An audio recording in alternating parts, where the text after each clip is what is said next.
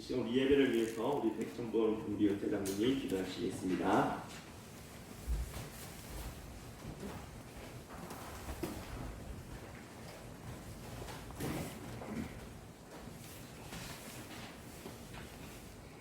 위대하신 하나님께 예배 드립니다.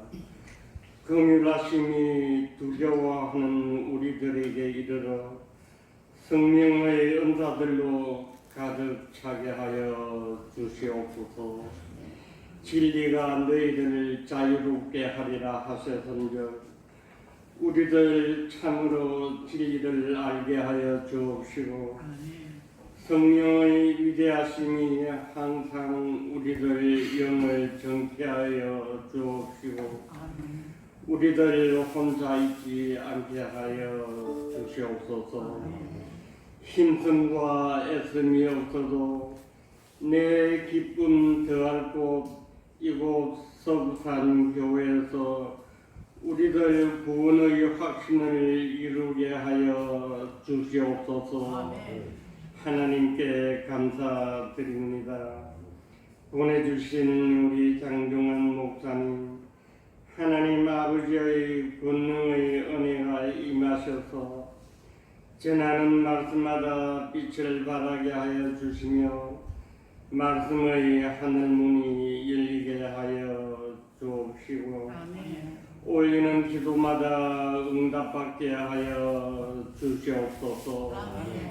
2021년 이 한 해 목사님을 선두로 새로운 부흥의 역사가 시작되었으니 새롭게 전진하여 기필코 교회 부흥을 이루게 하여 주시옵소서.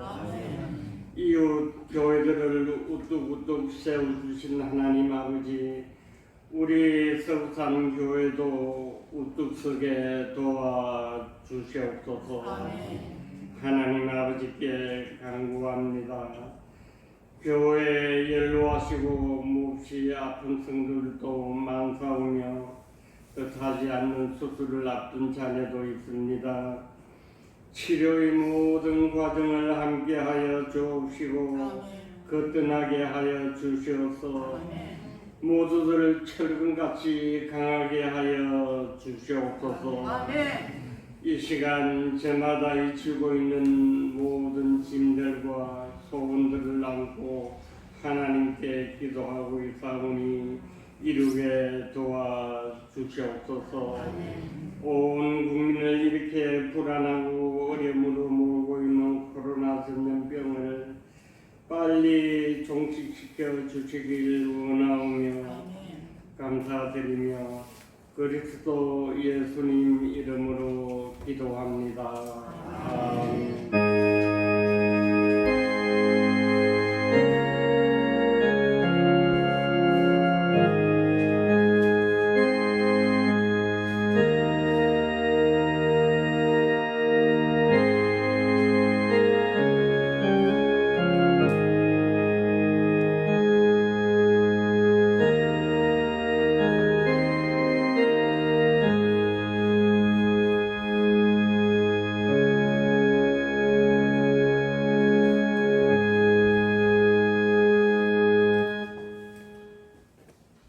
하나님 말씀 보도록 하겠습니다. 시편 1편 1절에서부터 6절까지 말씀입니다. 시편 1편 1절에서부터 6절까지입니다. 구약 804쪽입니다.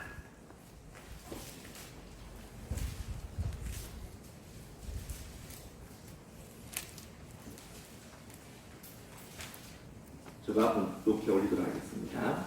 복 있는 사람은 악인들의 길을 따르지 아니하며 죄인들의 길에 서지 아니하며 오만한 자들의 자리에 앉지 아니하고 오직 여호와의 율법을 즐거워하여 그의 율법을 주야로 묵상하는도다.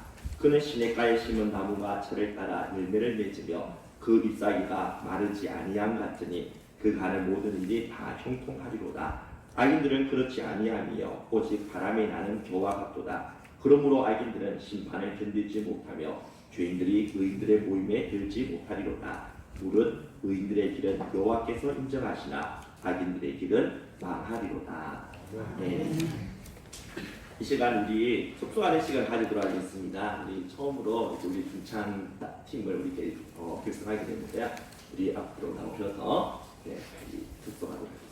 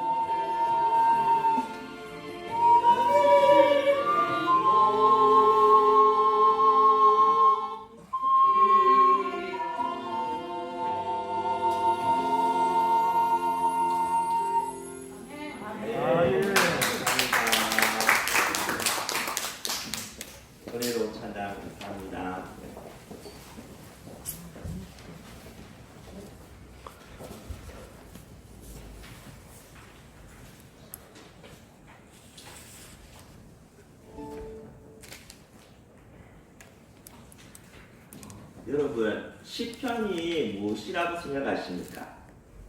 히브리어로 되어져 있는 이 구약 성경에 보면, 어느 성경에 보면요, 이 시편을 히브리어로 테힐림으로 그렇게 표기되어 있는 것을 볼 수가 있습니다. 이 말의 뜻은 찬양집이라는 뜻이죠. 그래서 시편을 보시면 하나님을 찬양하는 그런 노래들로 가득한 것을 볼 수가 있습니다.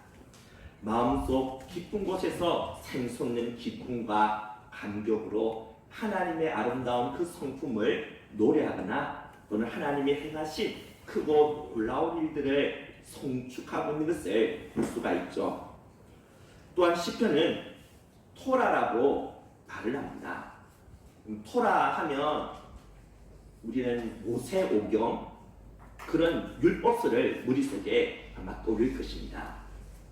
토라라는 이 말은 이런 율법이라는 그런 뜻도 있지만 말씀, 가르침, 교훈이라는 뜻도 함께 지니고 있습니다. 따라서 시편은 하나님의 이 말씀을 가르치는 일종의 교훈집이라 말할 수가 있는 것이죠. 그래서 이 시편을 포로 후기에 이 마지막으로 편집했던 서기관들은 이 시편이 바로 토라의 성격을 지니고 있음을 알리기 위해서 모세오경처럼 토라라고 말할 수 있는 이 모세오경처럼 똑같이 5권으로 그렇게 의도적으로 구성해 놓은 것을 볼 수가 있습니다. 시편은 토라처럼 하나님의 사람이 걸어가야 할 길을 안내하는 길잡이 역할을 하고 있는 것이죠. 우리가 진정 복 있는 자로 살아가기 위해서 어떠한 길을 걸어가야 하며 또한 어떠한 길은 피해야 하는지 우리에게 말씀해주고 있는 것입니다. 시편은 이와 같이 토라의 성격을 지니고 있음을 가장 잘 보여주고 있는 시편이 바로 시편 1편의 말씀인 것이죠. 시편 1편은 히브리어로 아슈레라는 감탄사로 시작됩니다. 이 단어의 뜻은 복되도다, 행복하도다라는 그런 뜻이죠. 그러면서 어떠한 사람이 복이 있는지, 어떠한 사람이 진정 행복한 사람인지 이어서 말씀해 주고 있습니다. 제가 오늘 이 시편 1편의 이 말씀을 설교의 본문으로 정한 데에는 이유가 있습니다. 우리가 엊그제 우리 민족의 고유의 명절인 설날을 맞이했었죠. 이 설날이 되면 우리는 주로 어떠한 인사 말을 듣게 됩니까? 새해 복 많이 받으십시오 라는 이런 말 듣게 되죠. 이때까지 우리가 설날 때마다 이런 말을 들었는데 여러분, 이런 인사말 그대로 여러분들이 복 많이 받으셨습니까? 나에게 새해 복 많이 받으라고 이렇게 복을 비는 그 사람들의 바람과 기대대로 우리에게 복이 그대로 주어졌었습니까? 아니죠. 아무리 상대방이 나에게 새해 복 많이 받으라고 말을 해줘도 우리가 이 복을 받을 사람으로 준비되어져 있지 않다면 아무 소용이 없습니다. 중요한 것은 우리가 이러한 축복의 말을 듣는 것보다는 내가 진정 복을 받을 수 있는 사람으로, 곧 복 있는 사람으로 살아가야 한다는 것입니다. 우리가 이렇게 복 있는 자로 살아가기 위해서 우리가 어떠한 길을 걸어가야 할지 보여주고 있는 성경이 바로 시편 1편의 말씀인 것이죠. 그렇기 때문에 제가 이 설날을 맞이하면서 이 시편 1편의 이 말씀을 선택하게 된 것입니다.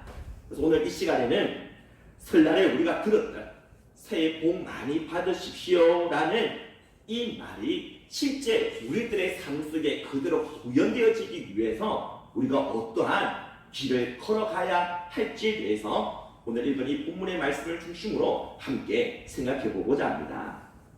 먼저 이 시편에서는 우리가 이 땅에서 진정 복 있는 자가 되기 위해 피해야 할 것 3가지를 말씀해 주고 있죠. 우리 다 같이 1절 말씀 함께 우리 읽도록 하겠습니다. 1절 시작. 복 있는 사람은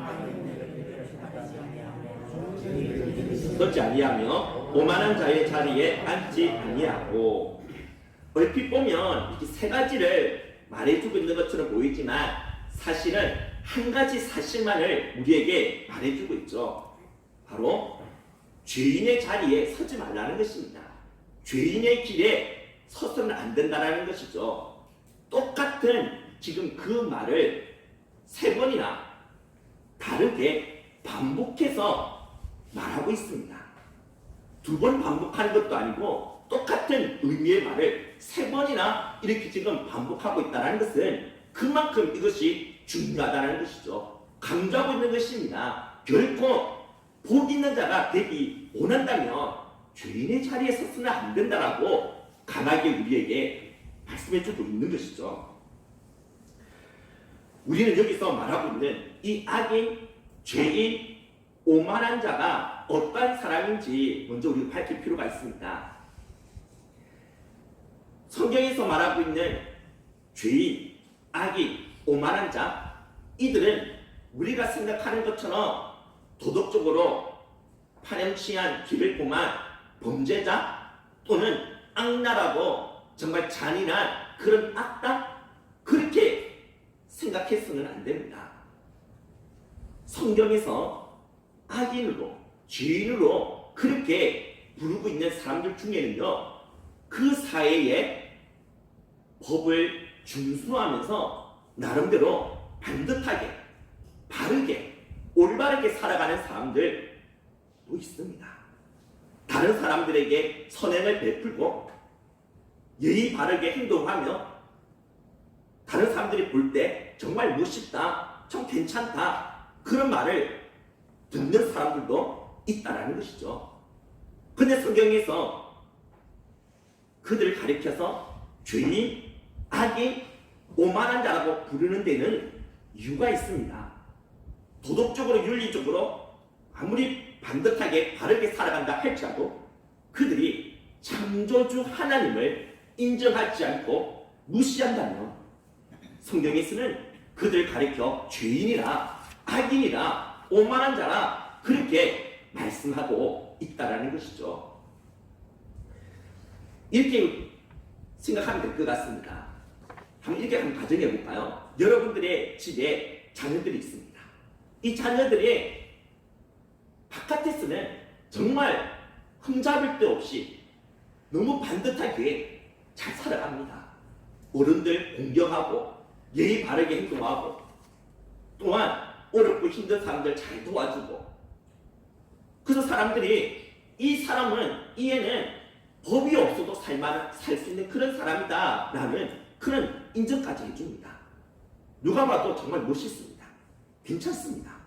그런데 집에 와서는 내가 이 애를 낫게 해주고 먹여주고 입혀주고 키워줬는데 나를 부모로 인정하지 않는다면, 내가 그의 부모인데 나를 부모로 인정하지 않고 무시한다면 이 자식은 좋은 사람입니까? 아니면 나쁜 놈입니까?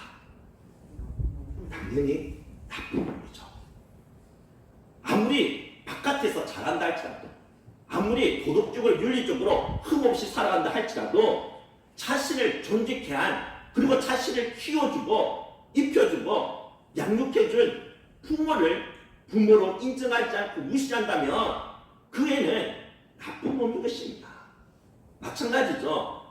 이 세상에서 아무리 도덕적으로 반듯하게 살아가고 선을 베풀고 또한 이 사회의 정의를 위해서 자신의 몸을 불사른다 할지라도 자신을 존재케 하신 창조주 하나님을 인정하지 않는다, 창조주 하나님을 무시하고 부정한다면 그 사람은 악인일 수밖에 없는 것입니다. 죄인일 수밖에 없고 오만한 자라는 소리를 들을 수밖에 없다라는 것이죠. 그런데 이렇게 하나님을 인정하지 않고 무시하며 살아가는 이러한 죄인들은 당연히 이 땅에서 잘못되고 하는 일마다 꼬이고 실패하고 뭔가 안 좋은 일들이 일어나야 하는데 근데 그렇지 않다는 것입니다. 하나님을 인정하지 않고 하나님 없이 살아가는 사람들 이 땅에서 잘 먹고 잘 삽니다. 형통합니다. 심지어 아프지도 않습니다. 그런데 하나님을 믿고 하나님을 섬긴다고 하는 성도들은 이 땅에서 고난을 당합니다. 고난이 끝났는가 하면 또다시 고난이 이어지고 괴로움과 아픔의 연속입니다. 자, 그러면 이렇게 자신이 고난을 당하고 괴로움을 겪고 있는 그러한 형편에 처해졌는데 근데 하나님을 믿지 않는 하나님을 인정하지 않는 이 세상의 사람들은 잘되고 형통하게 될 때 이 성도는 어떠한 마음이 들겠습니까? 당연히 자신이 가지고 있는 이 신앙에 대한 회의감 가지지 않겠습니까? 또한 이 땅에서 떵떵거리며 잘 먹고 잘 살고 있는 그런 세상의 사람들 부러운 마음 가지지 않겠습니까? 이러한 감정은 비단 우리만 느끼는 것이 아닙니다. 믿음이 좋은 그런 시편의 여러 저자들도 이런 문제 앞에서 갈등하였습니다. 그들도 우리처럼 부조리해 보이는 이 현실 앞에서 괴로워하며 신앙에 대하여 회의감을 가질 뿐만 아니라 잘 먹고 잘 살고 형통한 삶을 살고 있는 세상의 그런 악인들 그들을 부러워하기까지 하였습니다. 시편 22편 1절과 2절의 말씀 보면 내 하나님이여 내 하나님이여 어찌 나를 버리셨나이까 어찌 나를 멀리하여 돕지 아니하시오며 내 쉬는 소리를 듣지 아니하시나이까 내 하나님이여 내가 낮에도 부르짖고 밤에도 잠잠하지 아니하오나 응답하지 아니하시나이다. 지금 이 시편의 저자는 지금 밤낮으로 하나님께 부르짖을 수밖에 없을 정도로 극심한 고난, 아픔을 겪고 있습니다. 그런데 그가 이렇게 계속해서 하루도 쉬지 않고 밤낮으로 하나님께 도움을 구하며 부르짖으며 기도함에도 불구하고 하나님께서는 침묵하고 계신다는 것이죠. 하나님께서 응답해 주지 않겠다는 것입니다. 그래서 이 시편의 저자는 내 하나님이여 내 하나님이여 어찌 나를 버리셨나이까 라는 이런 탄식 이런 절규가 터져 나올 수밖에 없다는 것이죠. 이에 반해 악인들은 어떻습니까? 시편 73편 3절과 6절 보면 이는 내가 악인의 형통함을 보고 오만한 자를 질투하였음이로라. 그들은 죽을 때에도 고통이 없고 극심히 강건하며 사람들이 당하는 고난이 그들에게는 없고 사람들이 당하는 재앙도 그들에게는 없나니. 여러분 지금 이 시편의 저자는 질투하고 있다고 말하고 있습니다. 악인들이 이렇게 형통한 삶을 살고 있는 모습을 볼 때 질투하였다고 그들을 부러워하고 있다고 말하고 있습니다. 하나님을 무시하고 하나님을 인정하지 않는 이 세상의 사람들 하는 일마다 잘 되는 것입니다. 돈도 잘 벌고 자신이 원하는 꿈 다 이루고 또 아프지가 않습니다. 심지어 죽을 때에도 고통 없이 평안하게 죽습니다. 이런 그들을 보면서 왜 자기 자신이 가진 이 신앙에 대하여 회의감이 들지 않겠습니까?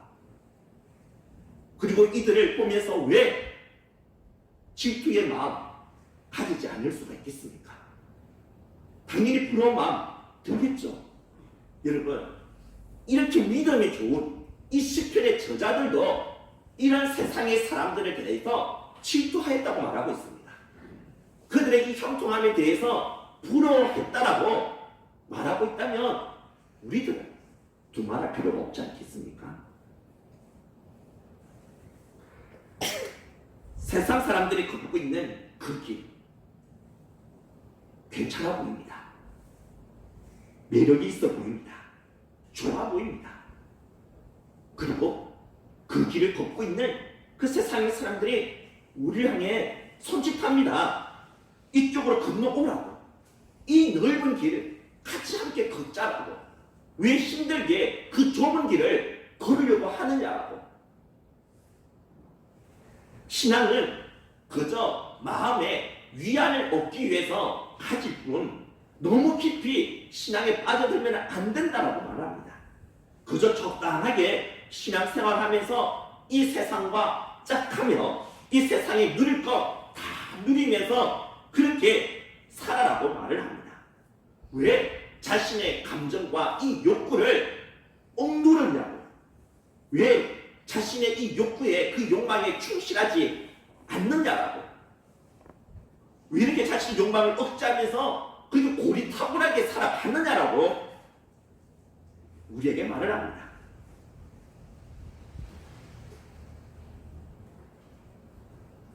이 땅에서 누릴 것 다 누리고 최대한 편안하게, 최대한 즐겁게, 최대한 많은 것을 가져서 풍요롭게 그렇게 살아야 되는 것 아니냐라고. 이를 위해서는 신앙만 붙들면 안 된다라고. 신앙도 좋지만 그저 자신의 마음에 위안을 얻고 위를 얻는 데에만 쓸 뿐이지 이 세상, 이 치열한 적자 생존의 법칙이 지배하는 이러한 세상에서는 신앙 붙들고는 성공 못한다라고. 적당하게 눈 감아야 될 때는 눈 감아야 되고 적당하게 이 세상과 타협할 때는 타협해야 되고 적당하게 신앙의 양심을 죽여야 될 때는 죽여야 된다라고. 그래야지만 우리가 원하는 것 이 땅에서 얻을 수가 있고 이 땅에서 우리가 성공할 수가 있고 이 땅에서 풍요롭게 잘 살 수가 있다라고 우리에게 쏙삭입니다. 그래서 좁은 길을 걷고 있는 우리들을 어리석고 미련하다라고 말을 하면서 자꾸만 이 넓은 길로 들어오라고 부추기고 있지 않습니까? 그래서 우리는 그들의 말이 맞는 것 같습니다. 나의 삶의 형편이 바뀌어지지 않고 계속해서 고난의 연속일 때 육신의 이 질병 질고는 사라지지도 않고 계속해서 나를 괴롭히고 경제적인 어려움에서 정말 벗어나지 못한 채 이렇게 힘들게 살아갈 때 우리는 그들이 속삭이는 그 말이 맞는 것 같습니다. 그리고 그 길을 걷고 있는 그들이 나보다 잘 살고 행복하게 사는 것처럼 보입니다. 그래서 우리는 그들이 걷고 있는 그 길 기웃기웃거립니다. 그러다가 나도 모르는 사이에 그 길에 나의 두 발을 들어놓게 되는 것이죠. 그런데 이 시편의 저자는 그 길을 걷는 것이 결코 행복하게 사는 것이 아니라고 말을 합니다. 복된 길이 아니라는 것이죠. 행복하게 살아가는 진정 복이 있는 자는 이러한 죄인의 길 결코 들어서서는 안 된다라고 말을 하고 있습니다. 그 이유를 두 가지로 말씀해 주고 있는데요. 첫 번째 이유에 대해서는 4절에서 말씀해 주고 있습니다. 우리 4절 다 같이 함께 우리 읽도록 하겠습니다. 악인들은 그렇지 아니하니며 오직 바람에 나는 겨와 같도다. 넓은 길을 걷고 있는 악인들은 바람에 나는 겨와 같다라는 것이죠. 겨는 알맹이가 없는 껍데기입니다. 바람이 불면 그냥 날아가 버립니다. 세상 사람들의 인생이 바로 이와 같다라는 것이죠. 그들은 지금은 많은 것을 가진 것 같고 많은 것을 누리고 있는 것처럼 보이지만 실상은 그들은 껍데기에 지나지 않는다라는 겁니다. 하나님이 후하고 불면은 그냥 날아가 버릴 수밖에 없는, 자신들이 가지고 있는 그 모든 것 다 잃게 되고 남은 것 아무것도 없게 된다는 것입니다. 이 땅에서 아둥바둥 열심히 땀 흘려 수고하지만 결국에는 그들이 거둬들이는 것은 낫이 아무것도 없다는 것입니다. 그러나 좁은 길을 걷고 있는 의인들, 성도들은 주님의 나라와 영광을 위해 애를 쓰고 수고했던 그 모든 것들이 알맹이로, 열매로 남게 됩니다. 하나님을 부정하고 하나님 무시하며 살아가는 사람들은 똑같이 우리처럼 애를 쓰고 수고하고 땀을 흘려서 뭔가 열매를 맺으려고 하지만 그들이 맺는 열매는 알맹이가 없습니다. 껍데기에 지나지 않는다는 것이죠. 그러나 성도인 우리들이 땀을 흘려 주님의 영광을 위하여 살아갔던 그 모든 우리의 수고와 행위는 알맹이가 있는 아름다운 열매로 맺혀지게 된다는 것입니다. 그리고는 이 열매를 가지고 우리는 영원의 세계로 들어가게 되는 것이죠. 좁은 길, 곧 의인의 길은 여호와께서 인정해 주십니다. 세상 사람들은 우리가 걷는 이 길 무시하고 조롱하지만 하나님은 그렇지 않습니다. 주님을 위해서 이 좁은 길을 걸은 것을 다 지켜보실 뿐만 아니라 주님은 인정해 주십니다. 그래서 우리가 살아온 삶은 절대로 헛되지 않고 아름다운 그것도 영원한 열매로 남게 되는 것이죠. 그러나 하나님 없이 살아간 이 세상의 사람들은 결국에는 아무것도 남지 않는 공허하고 헛된 인생으로 종지부를 찍을 수밖에 없는 것입니다. 하워드 휴즈는 영화사, 방송국, 항공사, 호텔, 도박장 등 무려 50개나 되는 큰 사업체를 소유한 대부호이자 경제계의 실력자였습니다. 한때는 에바 가드너와 같은 이런 헐리우드의 여배우들과 영문을 뿌리기도 했습니다. 온갖 쾌락이라는 쾌락은 다 누리며 살았던 인물이었던 것이죠. 그런 그가 죽기 10수년 전부터 결벽증을 앓게 되었습니다. 일체 사람들을 가까이 하지 않았고 또한 무균 상태의 유리관 속에 들어가서 그곳에서 무려 10년 동안 살았다고 합니다. 그러다 그는 결국 2조 4천억 원의 그 거액의 재산 쓰지도 못하고 그것을 남기고 죽음을 당하게 되었죠. 휴즈가 죽기 전에 마지막으로 남긴 말은 너무나도 유명합니다. 그가 숨을 거두기 전에 마지막으로 남긴 그 말은 나시 아무것도 아니야. 아무것도 아니야. 이 말만 계속해서 반복하다가 숨을 거두었다고 합니다. 돈도 쾌락도 명예도 그에게는 알맹이가 없는 빈 껍데기에 지나지 않았던 것이죠. 그의 인생 자체가 아무것도 아닌 그냥 바람에 날아가 버리는 겨와 같았던 것입니다. 여러분, 그리스도가 없는, 그리스도가 빠진 돈은요, 그 사람을 욕망의 노예가 되게 만듭니다. mammon이라는 그 신에게 굴복당해서 평생 그 돈의 노예로 살아가게끔 만든다라는 것이죠. 또 그리스도가 없는 쾌락은 그 사람을 더 자극적이고 더 강렬한 쾌락의 나락으로 떨어뜨리고 맙니다. 헤어나올 수 없는 그런 쾌락의 수렁에 빠지게 해서 망하게 만든다는 것이죠. 쾌락 뒤에 그 씁쓸함, 그 허무함, 그것을 겪으며 살게끔 만든다는 것입니다. 또 그리스도가 빠진 명예는 그 사람을 허영심과 교만에 사로잡힌 인물이 되게끔 만들어버립니다. 교만한 자는 하나님이 치십니다. 하나님이 대적하십니다. 따라서 망할 수밖에 없는 것이죠. 이 세상 사람들이 귀하게 가치 있게 여기는 돈, 쾌락, 명예, 이것이 그리스도보다 앞서게 된다면, 그리스도가 빠져있다면, 하나님이 빠져있다면 이것은 우리에게 독이 되고 마는 것입니다. 하나님 없이 살아가는 사람들, 그들이 아무리 화려해 보이고 대단해 보여도 바람이 나는 저와 같은 존재임을 잊어서는 안 됩니다. 공술의 공수거. 이 불교의 이 용어처럼 그들은 빈손으로 왔다가 그냥 빈손으로 떠날 수밖에 없다는 것이죠. 근데 그들이 떠나는 것이 어디입니까? 빈손으로 왔다가 그냥 빈손으로 사라지면 괜찮습니다.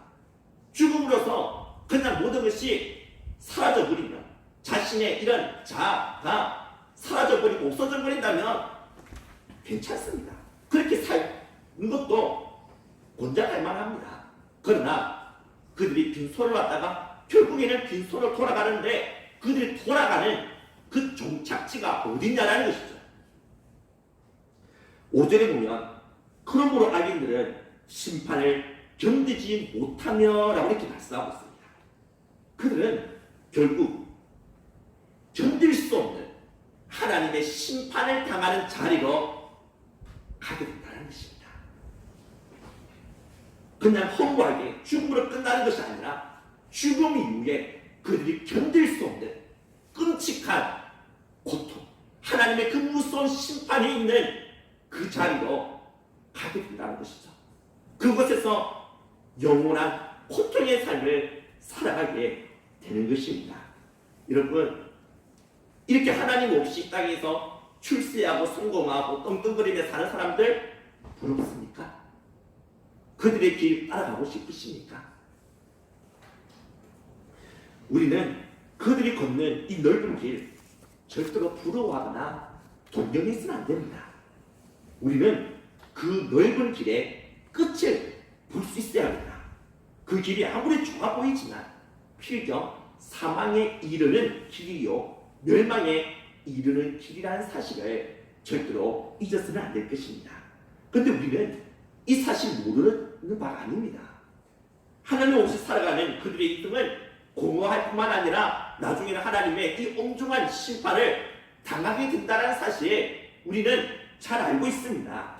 그런데 이상하게도 우리는 이 사실을 알고 있음에도 불구하고 자꾸만 그들이 걷고 있는 그 길 걷고 싶어 한다는 것이죠. 나도 모르게 이 세상의 이 넓은 길 내 두 발을 틀어놓고 그들과 함께 걷고 있는 우리 자신을 발견할 때가 있지 않습니까? 왜 그럴까요? 그것은 우리가 예수 그리스도를 믿음으로 거듭났지만 새로운 피조물이 되어졌지만 여전히 우리는 옛 사람의 습성, 옛 사람의 본성과 옛 사람의 이런 욕망에서 자유하지 못한다는 것이죠. 우리 안에는 여전히 옛 사람의 잔재가 남아있다는 것입니다. 이 옛 사람의 욕망이 우리로 하여금 자꾸만 이 세상의 넓은 길을 동경하게끔, 그 넓은 길에 걸어가게끔 부추기고 충동질한다는 것입니다. 그 길이 필경 사망의 길이라는 것을 알고 있으면서도 돈과 쾌락과 이 세상의 안락함을 추구하고자 하는 나의 이 옛사람의 이 욕망이 너무나도 거세고 강해서 나도 어쩔 수 없이 이 욕망에 이끌려 그 넓은 길에 들어서게 된다는 것이죠. 마치 자신이 타 죽을 수밖에 없는 그런 불법으로 그 불 속으로 달려드는 불나방과도 같지 않겠습니까? 이런 불같은 욕망과 욕구를 다스리고 컨트롤해야 하는데 우리에게는 그럴 만한 힘이 없습니다. 내 안에 불같이 타오르는 이러한 옛사람의 이 욕망, 나의 힘, 나의 의지, 나의 결단으로 절대로 제어가 안 된다는 것이죠. 그렇다면 무엇이 과연 내 안에 있는 이 욕망을, 옛 사람의 이러한 욕구를 잠재우고 넓은 길이 아닌 좁은 길, 참으로 복된 그 길을 걸어갈 수 있게끔 만들어줄 수가 있을까요? 그 답을 2절에서 말씀해 주고 있습니다. 2절 말씀 같이 우리 함께 읽도록 하겠습니다. 오직 여호와의 율법을 즐거워하여 그의 율법을 주야로 묵상하는구나. 여기서 말하는 여호와의 율법은 토라, 곧 이 모세 오경에 나오는 그 율법만을 의미하는 게 아니라고 했죠. 바로 하나님의 교훈, 하나님의 가르침, 하나님의 말씀 다 의미합니다. 그냥 한마디로 하나님의 말씀인 것이죠. 이 말씀을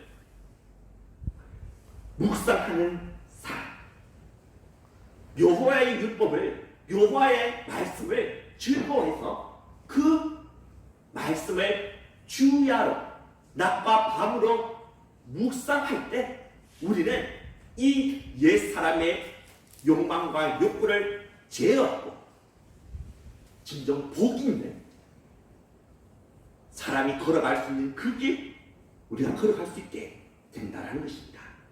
여러분, 묵상하다 무슨 뜻일까요?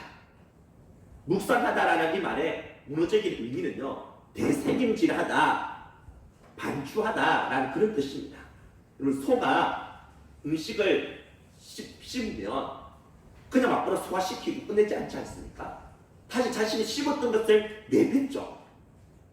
그리고 다시 그 내뱉었던 그 음식물 다시 또 씹지 않습니까? 씹고 내뱉고 씹고 내뱉고, 이런 반추의 이런 과정 계속해서 반복하듯이 하나님의 말씀을 묵상하는 사람도 이와 같이 똑같다는 겁니다. 하나님의 말씀을 한번 읽고 또 한 번 들어서 아는 것으로 그치는 것이 아니라 자신이 읽었던 그 말씀, 자신이 들었던 그 말씀을 또 끄집어내는 것입니다. 끄집어내어서 또 생각하고 그 말씀을 또 생각하고 그 말씀을 계속해서 음미하는 것이죠. 이것이 바로 묵상인 것입니다. 우리가 이렇게 묵상을 하게 될 때 우리가 묵상하게 된 그 말씀이 비로소 우리의 이 가슴에 새겨질 수가 있게 되는 것입니다. 하나님의 말씀이 우리의 가슴에 새겨질 때에 비로소 하나님의 그 말씀의 능력이 나타나게 되는 것이죠. 말씀을 그냥 들어서 안다면, 그저 이 말씀이 우리의 그냥 머릿속에만 머물러 있는 것으로 그친다면 이 말씀은 능력으로 나타나지 않냐합니다.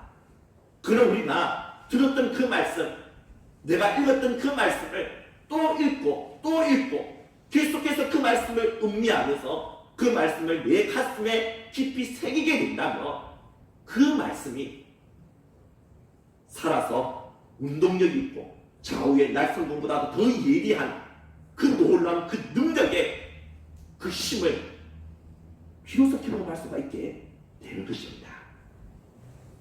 과연 그러한지 볼까요? 요한일서 2장 14절 말씀 보면요, 청년들아, 내가 너에게 쓴 것을 너희가 강하고 하나님의 말씀이 너희 안에 거하시며 너희가 흉악한 자를 이기었습니다. 여기서 주목할 것은 흉악한 자를 이겼다고 하는데, 여기서 말하는 흉악한 자는 이 세상에 악랄한 그런 죄인들 또는 우리들이 대적해야 될 사탄 마귀만을 의미하지 않습니다.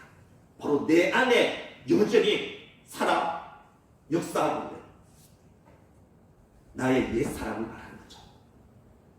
옛사람의 욕망, 이 욕구, 이것을 이겼다는 것입니다. 무엇이 이것을 이기게 만들었습니까? 하나님의 말씀이. 근데 어떤 하나님의 말씀이라고 말하고 있습니까? 하나님의 말씀이 너희 안에 거하시며, 곧 우리 안에 거하게 된 그 말씀이 이 악한 자, 이 흉악한 자를 이기게끔 만들었다는 것입니다. 내 안에 있는 이 두려운 죄악된 욕망, 편한 길을 추구하고자 하는 나의 옛 사람의 이런 욕구, 또 사탄의 이런 세력들, 이것을 이기고 결박하고 제어할 수 있는 것은 오직 여호와의 말씀밖에 없는데, 그 말씀이 내 안에 거하게 되어질 때, 그 말씀이 내 안에 거해서 내 가슴 속에 새겨지게 될 때 비로소 그 말씀의 능력이 나타나서 우리로 하여금 이런 승리의 기쁨을 누리게끔 만들어 준다는 것입니다.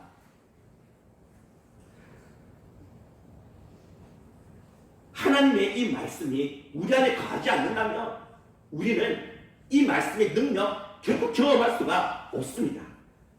말씀이 우리 안에 거하게끔 하기 위해서는요, 한 번 말씀을 이렇게 들은 것으로, 설교 시간에 말씀을 들은 것으로 그냥 만족하고 그것을 끝낸다면 의미 없습니다. 내가 들었던 말씀을 또 끄집어내야 합니다. 그것을 또 생각하고 또 그것을 생각하고 계속 음미해야 한다는 것이죠. 또 내가 성경을 보다가 읽었습니다. 한 번 성경을 읽고 그것을 그쳐서는 안 된다는 것이죠. 그 말씀을 또 머릿속에 끄집어내야 합니다. 그리고 그 말씀을 또 생각하고 또 생각하고 이러한 묵상의 과정이 있을 때에 비로소 그 말씀이 내 안에 거하게 되어지고 그 말씀이 내 가슴에 새겨지게 되고 그럴 때 이 말씀의 그 놀라운 살아 역사하는 그 능력을 경험할 수가 있게 되는 것이죠. 우리가 성경 다독하는 거 좋습니다. 성경 말씀 많이 읽어야 됩니다. 그래야지만 이 성경을 통해서 하나님의 그 속의 경륜이 어떻게 펼쳐지는지 하나님께서 우리 인생을 구원하기 위해서 어떤 계획을 세우셨고 어떻게 그 계획을 이루어 나가시는지 하나님의 그 역사시 구원의 그 역사를 파노라마처럼 볼 수가 있게 됩니다. 성경을 많이 읽어야지만 이 눈이 열린다는 것이죠. 그래서 우리는 성경을 다독해야 합니다. 그런데 성경을 많이 읽는 것으로만 그쳐서는 안 됩니다. 내가 읽었던 말씀 중에 한 구절이라도 우리는 그 말씀을 또다시 반추하고 계속해서 그 말씀을 묵상할 수 있어야 한다는 것이죠. 한 구절이라도 그 말씀이 오늘 하루 내 머릿속에서 떠나지 않게끔 만들어야 한다는 것입니다. 일을 하다가 쉬는 시간에 또는 학생들은 공부를 하다가 쉬는 시간에 또는 길을 걸어가다가 잠시 짜투리 시간에 내가 묵상했던 그 말씀을 또다시 끄집어내는 것입니다. 그 말씀을 계속해서 되새기게 되질 때 비로소 그 말씀이 내 안에 거하게 되고 새겨지게 되는 것이죠. 그렇다면 우리는 어떻게 해야 이렇게 말씀을 묵상하는 자가 될 수 있을까요? 두 가지로 생각해보고 마치려고 합니다. 첫 번째는요, 말씀이 육신이 되어 이 땅에 오신 예수 그리스도를 진정으로 사랑할 수 있어야 합니다. 이 성경은 예수님의 말씀, 하나님의 말씀이지 않습니까? 우리가 진짜 하나님을 사랑한다면, 진짜 예수 그리스도를 사랑한다면 우리는 이 말씀을요 묵상할 수밖에 없습니다. 말씀을 한번 읽고 어떤 내용인지 이런 내용이구나 알고 그칠 수가 없다는 것이죠. 한번 이렇게 생각해 볼까요? 여러분들이 중고등학생 시절 때 연애 편지를 받아본 적 있으시죠? 없습니까? 다 있는 것 같은데요. 그때 진짜 내가 좋아하는 사람, 내가 진짜 사랑하는 사람이 내한테 연애 편지를 줬습니다. 그럼 여러분, 그 연애 편지를 받았을 때 여러분들 마음이 어땠었습니까? 가슴이 쿵탁쿵탁 뛰지 않았습니까?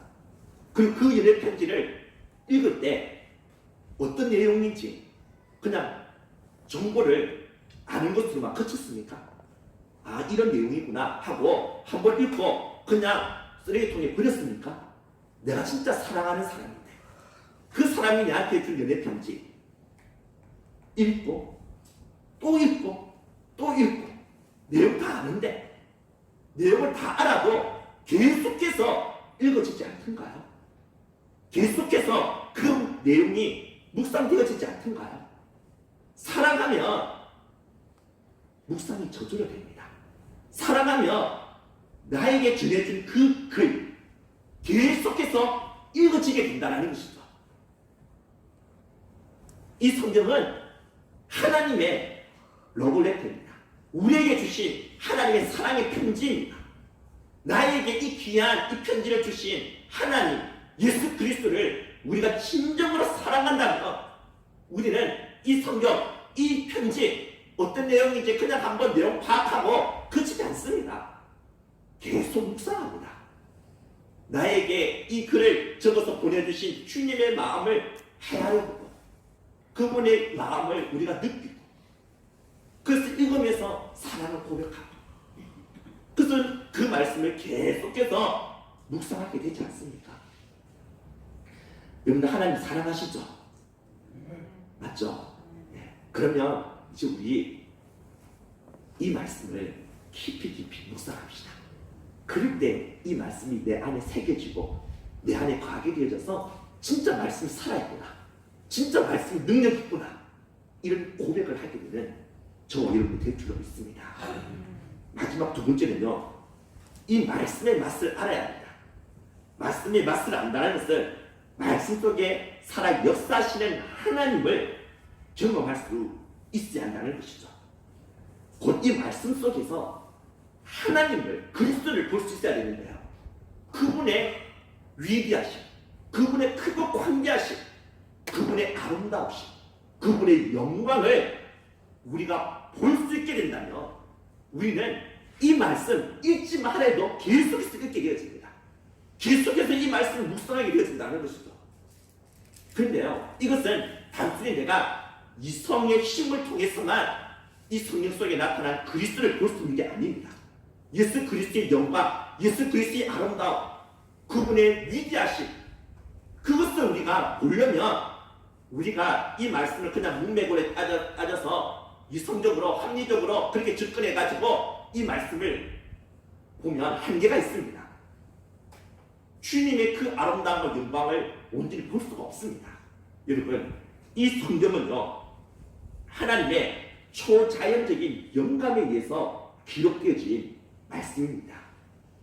인간의 이성의 힘을 통해서만 기록된 게 아니라는 것이죠. 하나님의 초자연적인 성령의 영감을 통해서 기록되어진 말씀이기 때문에 이 말씀을 우리가 읽을 때에도, 그래서 이 말씀을 읽어서 진정 하나님의 영광, 하나님의 아름다움, 하나님의 살아 역사심을 볼 수 있는 눈을 가지기 위해서는 반드시 하나님의 초자연적인 영감의 도움을 받아야 한다는 것입니다. 하나님의 성령의 영감으로 기록되어진 말씀이기 때문에 성령의 도우심 없으면, 성령의 경륜케 하시는, 우리의 눈을 열게 해주시는 성령의 역사심이 없으면 우리는 그저 이 성경을 통해서 그저 지식만 얻는 것으로 그칠 뿐, 이 성경을 보면서 하나님의 그 영광, 하나님의 그 아름다움, 하나님의 그 위대하심을 보는 자리로는 절대로 나아갈 수가 없게 된다는 것이죠. 그렇기 때문에 우리는 이 성경을 펼쳐서 읽기 전에 하나님께 간절히 기도해야 합니다. 성령님, 제발 내 눈을 열어주십시오. 제발 내가 이 말씀을 통해서 하나님의 아름다움과 하나님의 영광을 볼 수 있게끔 하나님의 성령님 제발 역사해 주십시오. 그렇게 주님께 간절히 도움을 구하며 기도할 수 있어야 한다는 것이죠. 이렇게 우리가 말씀을 묵상하게 되어지면 내 삶이 바뀌어집니다. 넓은 길을 걷고 있던 내가 이제 좁은 길로 들어서게 된 나 자신을 보게 된다는 것이죠. 160여 년 전 미국에서 노예매매가 성행하던 때의 이야기입니다. 조라는 흑인 노예가 있었습니다. 하루는 주인이 이 조를 데리고 노예시장에 갔습니다. 노예를 하나 사야 하는데 곧 이제 이 조라는 이 노예가 이제 부려먹고 이 노예의 그 수하에서 함께 이 집안일을 거둘 그러한 노예를 한 명 고르기 위해서 그렇게 노예시장에 가기로 했던 것이죠. 그런데 이 노예를 선택할 그런 고난을 바로 이 조라는 이 노예에게 주인이 줬습니다. 네가 부려먹을 노예니까 네가 골라라. 그렇게 해서 이 조가 노예시장에서 어떤 한 사람을 고르게 되는데요. 그 노예는 병들어서 일도 못하는 늙은 노예였습니다. 주인은 마음에 들지 않았죠. 일도 제대로 하지 못할, 다 병들어서 그렇게 늙은 이 노예를 이 조가 그렇게 선택했었을 때 반대했습니다. 그러나 끝까지 이 조가 고집을 부리고 내가 부려먹을 노예니까 내 원하는 대로 좀 하게 해달라고 그렇게 사정을 해서 결국에는 조가 원하는 대로 병들어 늙은 이 노예를 데리고 집으로 가게 되었습니다. 그런데 이 조는 늙고 병든 이 노예를 일시키는 게 아니라 오히려 그를 돌보고 보살피고 그가 해야 될 일을 자신이 대신 하는 것이었습니다. 이상한 눈치를 챈 이 주인이 조에게 이 노예, 사실 너 친척이냐? 너희 아버지냐?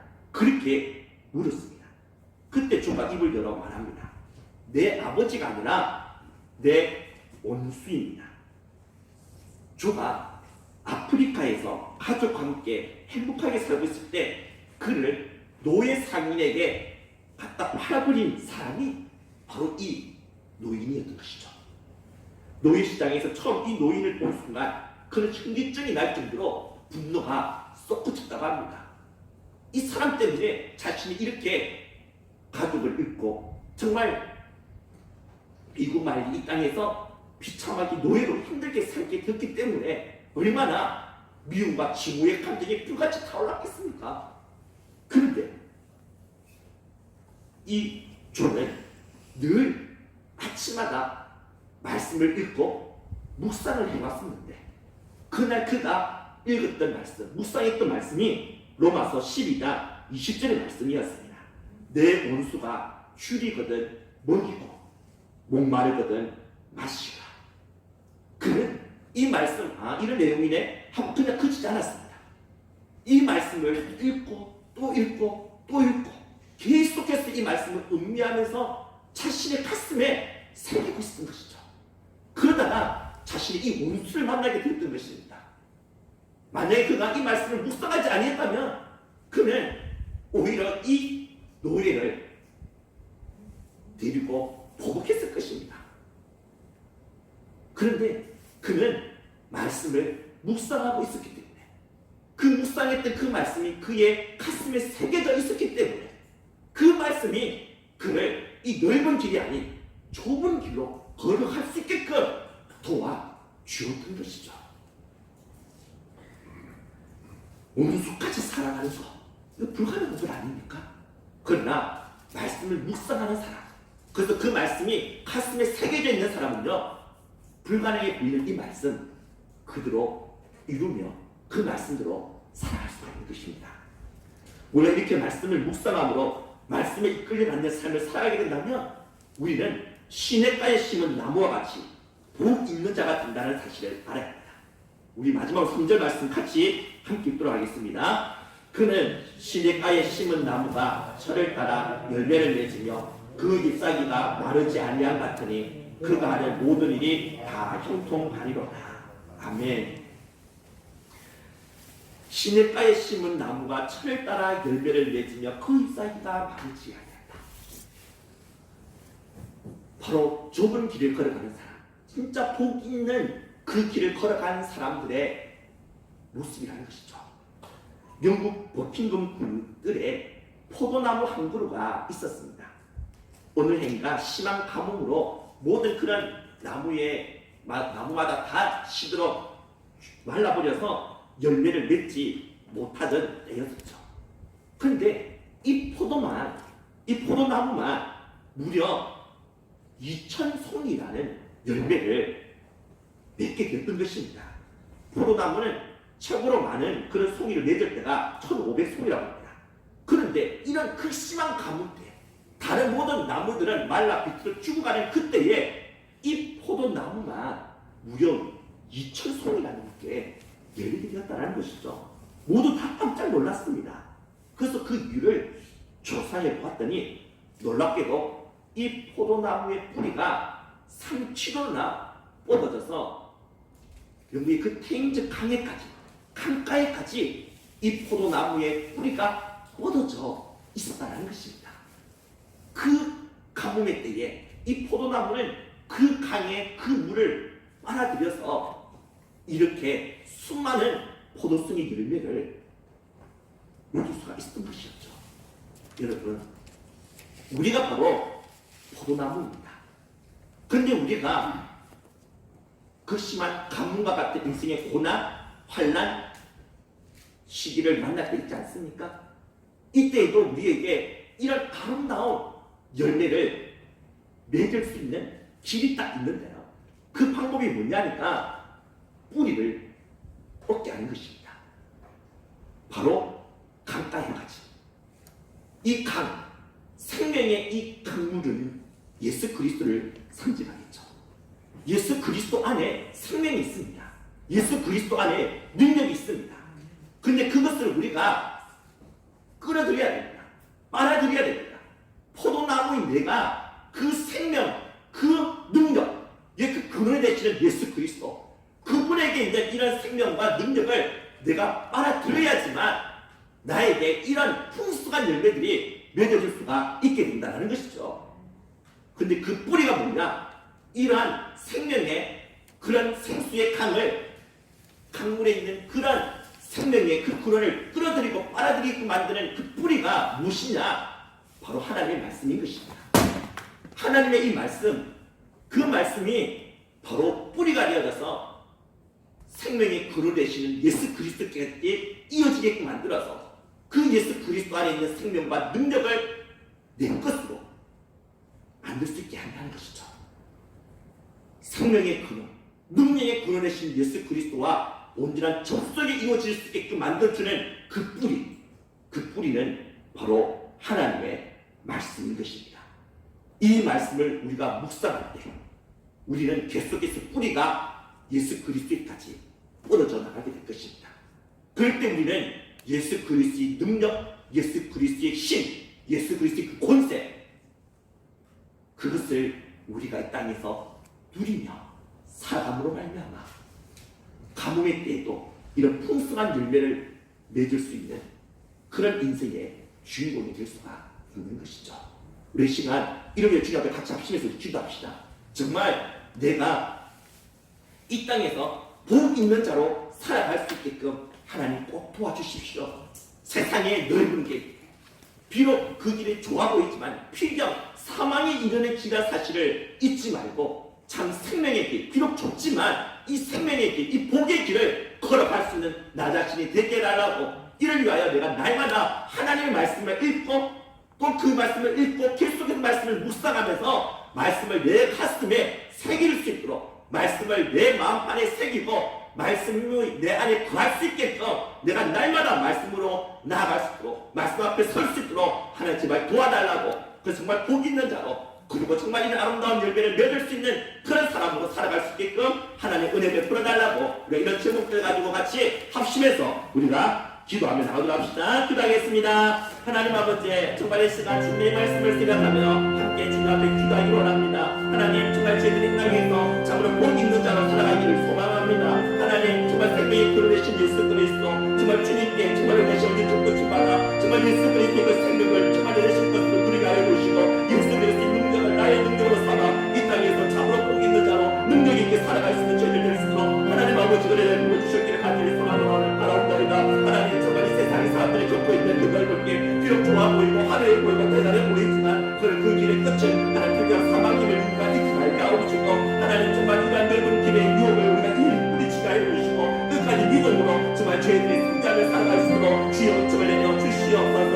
주님께서 기뻐하시고 주님이 원하시는 참으로 좁은 길을 걸어가고 말미암아 우리가 이 땅에서 참으로 복 있는 자로 하나님을 살아가게 하시고 하나님의 영광을 드높이며 살아가는 귀한 주님의 모습들 될 수 있도록 하나님 아버지 은총을 내려 주시옵소서. 우리와 함께 하신 주님을 감사드리며 예수님의 이름으로 기도합니다.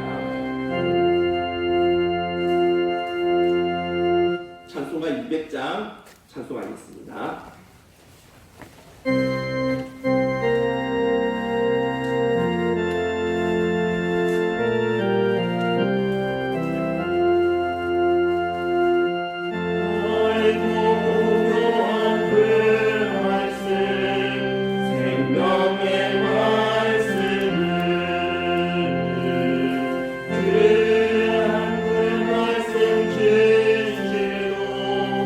생명의 말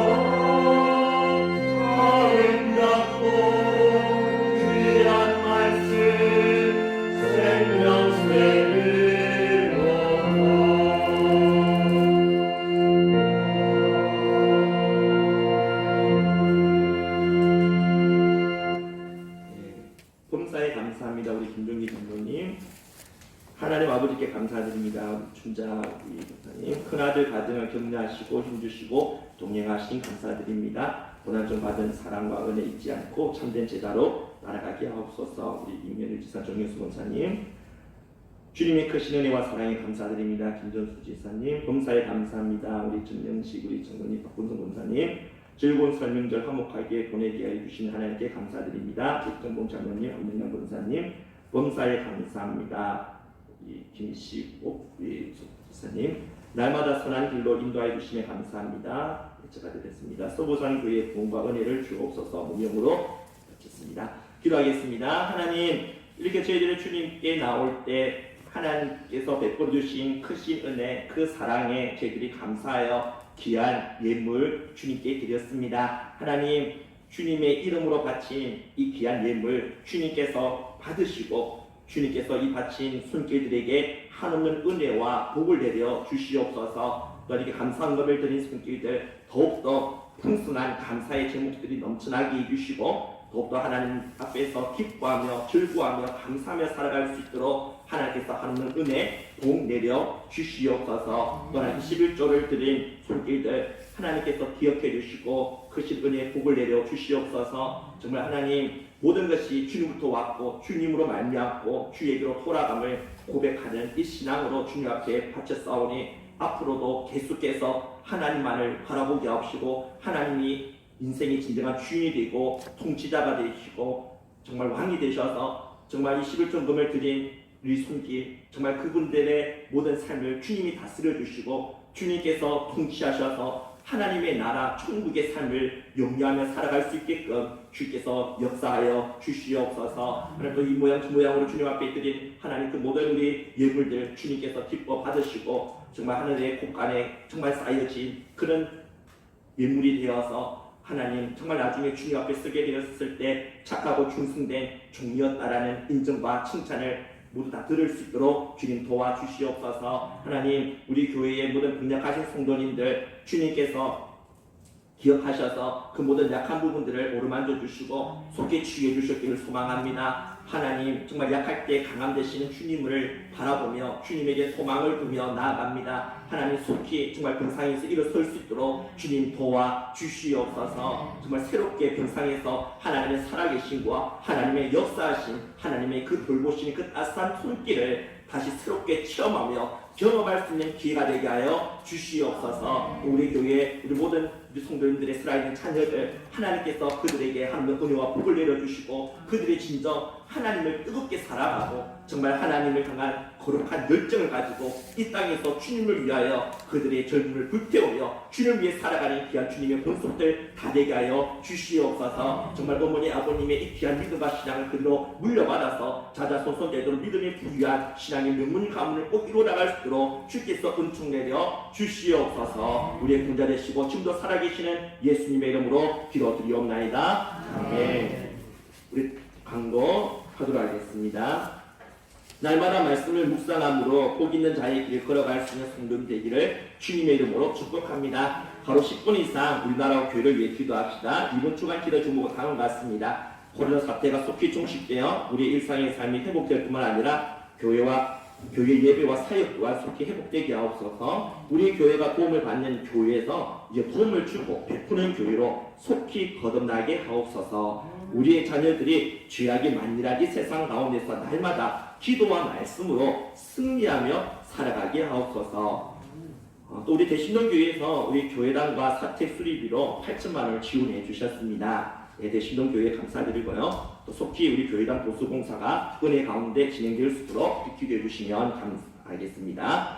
다음 주일부터 우리 중청단 특성을 매주 주일 오전 예배 계속 실시하려고 합니다. 찬양으로 이렇게 예배를 섬기기를 원하시는 분들은 우리 중창단에 가입해 주시면 감사하겠습니다. 그래서 오늘 예배 마치고요. 우리 좀 중창단에 이렇게 들어오기 원하시는 분들은 잠시 오늘 이 자리에 앉도록 합시다. 그래서 어떻게 할지 곡도 선정하고 그렇게 좀 준비하는 그런 시간 가지면 좋겠습니다. 우리 다 같이 우리 일어나셔서 찬송가 210장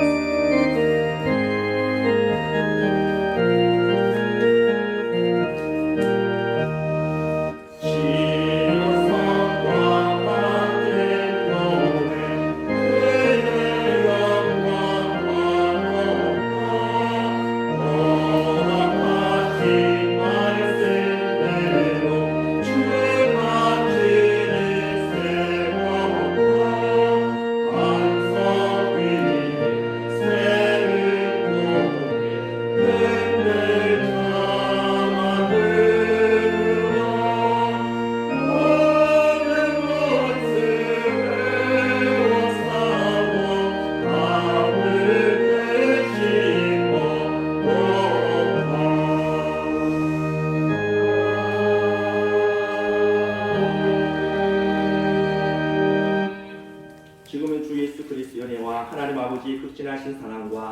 성령의 유로 교통하심이 진정 복 있는 자로 좁은 길을 걸어가기로 다짐하고 결단하는 그 자리에 머리 숙인 모든 성도들과 그 가정과 자녀들의 머리 위에 지금부터 영원토록 함께 있을지어다.